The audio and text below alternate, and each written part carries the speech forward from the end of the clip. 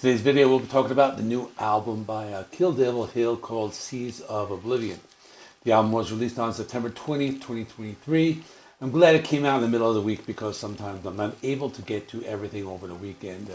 This is their first album in 10 years and they are somewhat of a supergroup. They have different members from when they first started.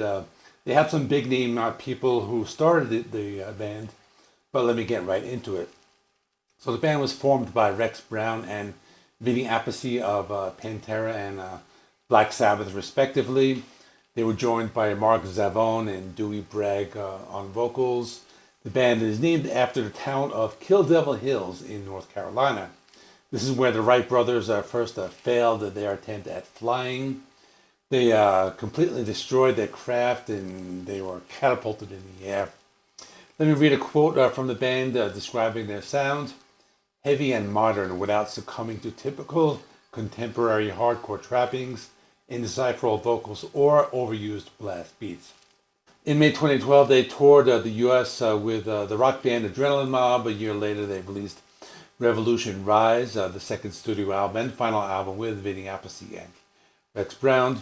Vinny Appice left the band in 2014 to work on other projects and was replaced by former Typo Negative drummer Johnny Kelly.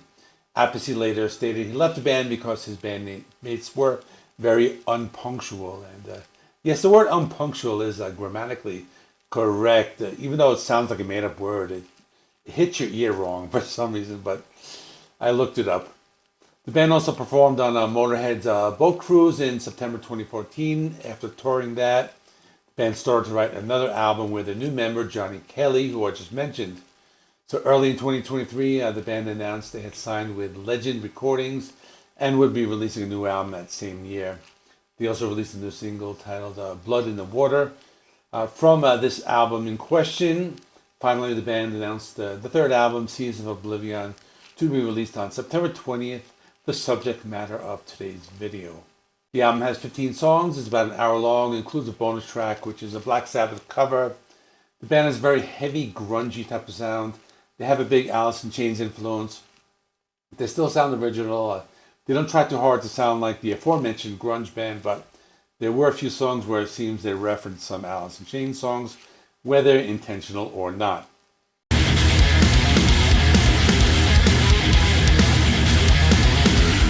Opening track is Blood in the Water. It starts off the album. This one is fast and heavy. The vocals are kind of sludgy.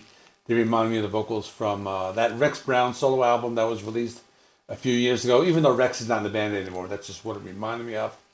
There's a catchy chorus and a good track to kick off the album.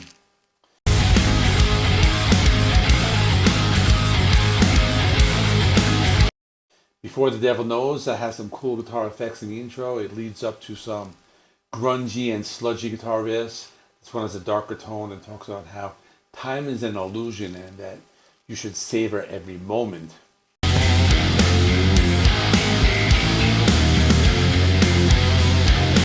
Playing with Fire is one of the slower songs. It has a very Alice in Chains Dirt era type of sound. On the song, the vocals are more reminiscent of Lane Staley. There are some dark, deep, heavy string bends on this track, and the chorus is also pretty catchy.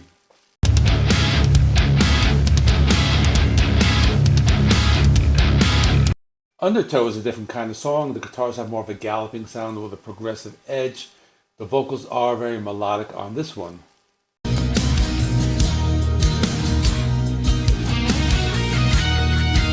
Pharmaceutical Sunshine was one of the singles. This was about the opioid crisis in America. It's a laid-back song. This is one of the songs that reminded me of a specific Alice in Chains song. There's part where they sing the word like sunshine. It kind of sounds like the song of the same name from the Facelift album. I wouldn't say it's a copy. The song is very original. Works well in the context of the album.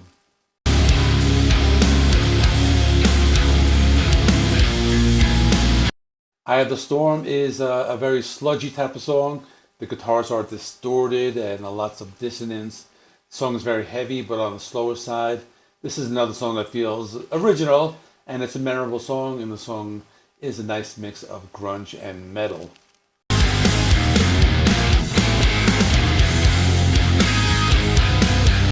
Darkest Days sound a little bit more like traditional heavy metal. It's more of a brighter tone. It still remained some of its sludginess. I thought it was a good song.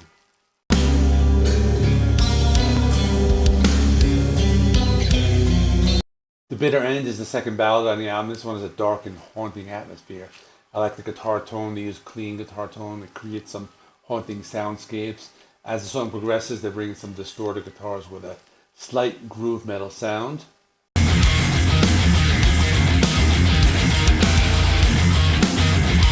Devil and the Deep Blue Sea is a faster paced song. It goes into some almost thrash metal territory, has lots of energy. The song is also catchy, has a memorable guitar riff and chorus.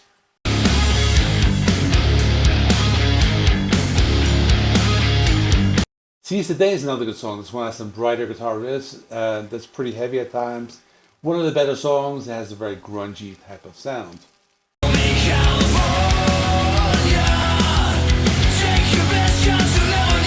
You Can't Kill Me California was another one of the singles. This is also a song that reminded me a lot of a specific Alice in Chains song. That is Check My Brain from Black Gives Way to Blue. I think it's when they sing the line, You Can't Kill Me California. It just reminded me of that. Otherwise, the song is very original. We get some harsh vocals, and we will be hearing more of that later.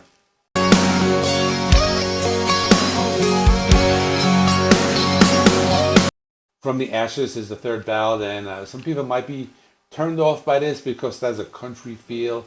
I still feel it's good. I like it. It keeps within the tone of the album.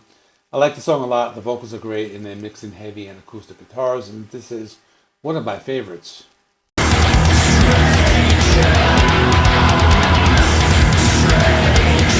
Stranger Than Fiction is probably the heaviest song on the album. They do some harsh or death metal style vocals on this one, as well as some machine gun guitar riffs. The heavy vocals come in after about 2.5 minutes, and it makes the song stand out.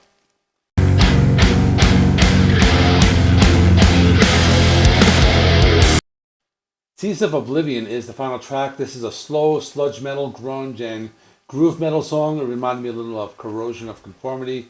Very heavy on the slower side. The last original song on the album, but we have one more song. The final song is called Solitude by Black Sabbath, cover originally from Master of Reality. I'm not going to play the clip because I know sometimes Black Sabbath songs get blocked. But it's a dark folk ballad if you don't know it. It's a really good cover. They add some psychedelic sounds and it gives it more of a modern sound. And I really like the song. I like the cover. I like the original, but I like this song, and they did a good job updating it. So in conclusion, it's a really good album. It's hard not to make the Alice in Chains comparisons, but I feel it's more of an influence than them trying to recreate the sound. I think they sound more like modern Alice in Chains with a post Black Gives Way to Blue. I also think the band has some influences from like Black Sabbath, Corrosion of Conformity, and Black Label Society. If you're into those bands, you would like this album. My score is 8.5 out of 10. Let me know in the comments what you thought. Please like this video. It helps you with the algorithm. Please subscribe. And I'll see you in the next one.